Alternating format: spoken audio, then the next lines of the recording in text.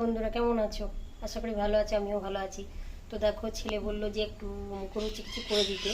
তো বাইরে ওয়েদারটা একটু বৃষ্টি বৃষ্টি পড়েছে, তো ভাবলাম কি বানিয়ে দেবো। ছেলেটা বললো যে ফ্রেঞ্চ ফ্রাইস না কি বলছে, ও বানিয়ে দাও।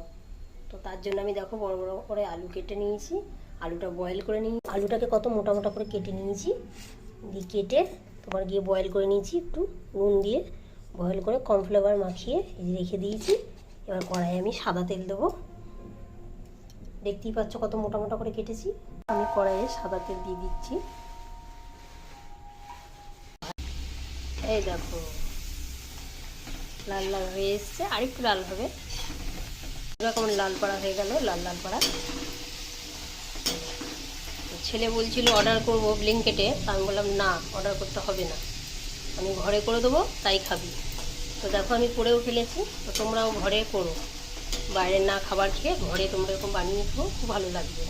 বন্ধুরা কেমন হয়েছে বলো।